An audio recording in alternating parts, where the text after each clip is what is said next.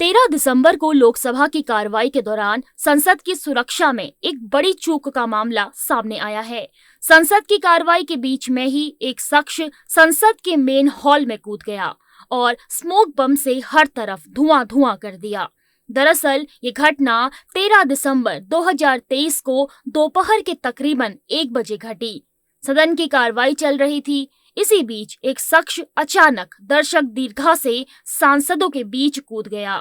शुरुआत में ऐसा लगा मानो युवक गलती से गिर गया हो, लेकिन जल्द ही सबको एहसास हो गया कि युवक गिरा नहीं बल्कि कूदा है।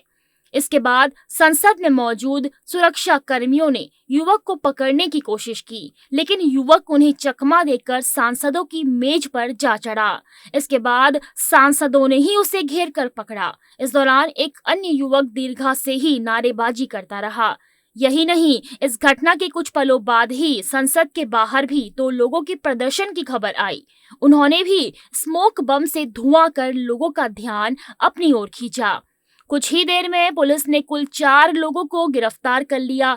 इनमें से सागर शर्मा और मनोरंजन नाम के युवक संसद के भीतर गए थे, जबकि अमोल शर्मा नामक युवक और नीलम नाम की युवती को संसद के बाहर से अरेस्ट किया गया है।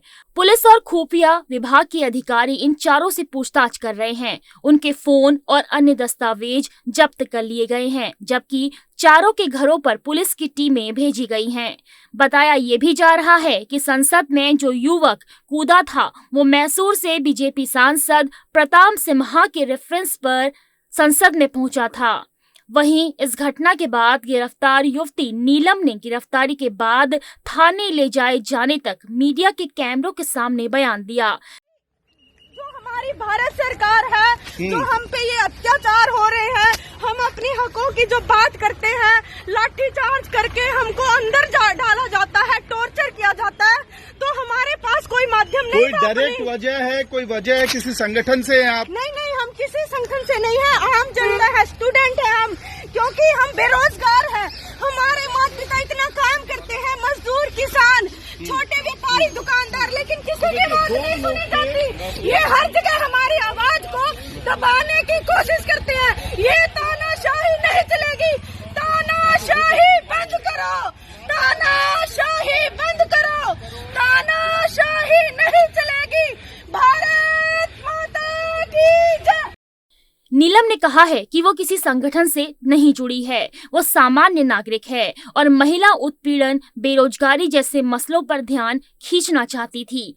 संसद की सुरक्षा में हुई इस बड़ी चूक के बाद अब संसद की सुरक्षा व्यवस्था सवालों के घेरे में है। हैरानी इस बात की भी है कि ये वारदात उस दिन हुई जब 2001 में हुए संसद हमले की 22वीं बरसी थी। ऐसे में सुरक्षा में चूक कैसे हो गई, ये एक बड़ा सवाल है।